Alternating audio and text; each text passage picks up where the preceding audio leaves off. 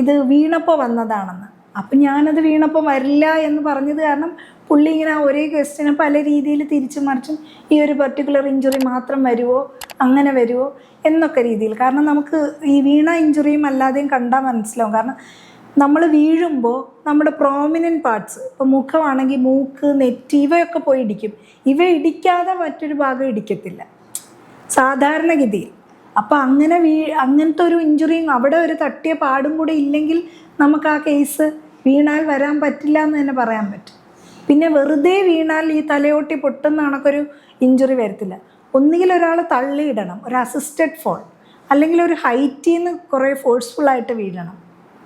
അല്ലാതെ വെറുതെ നിപ്പിലങ്ങ് വീണാൽ ഈ തലയോട്ടി പൊട്ടുന്ന കണക്കുള്ള ഇഞ്ചുറീസ് വരില്ല ആ രീതിയിൽ. അപ്പം അങ്ങനെ ഒരു ഹൈറ്റിൽ നിന്ന് വീണാലോ വരില്ല. ഹൈറ്റിൽ നിന്ന് വീഴുവാണെങ്കിൽ അതിൻ്റെ കൂടെ അസോസിയേറ്റഡ് മറ്റ് ഇഞ്ചുറീസ് ഉണ്ടാവണം.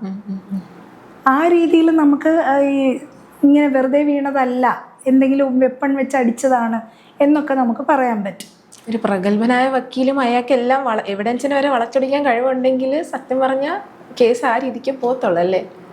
അങ്ങനെ പോകാൻ സാധ്യത കൂടുതലാണ്. അവർക്ക് ഇത് മെഡിക്കൽ എവിഡൻസ് എന്ന് പറയുന്ന ഒരു കൊറോബറേറ്ററി എവിഡൻസ് ആണ്. അല്ലാതെ ഇത് വെച്ച് മാത്രം ഒരിക്കലും മരണകാരണം ഇതാണെന്ന് പറഞ്ഞ് പ്രതിയെ ശിക്ഷിക്കാൻ പറ്റത്തില്ല. അതിന് അവർക്ക് ആ ചെയിൻ ഓഫ് ഇവൻറ്റ്സ് വേണം.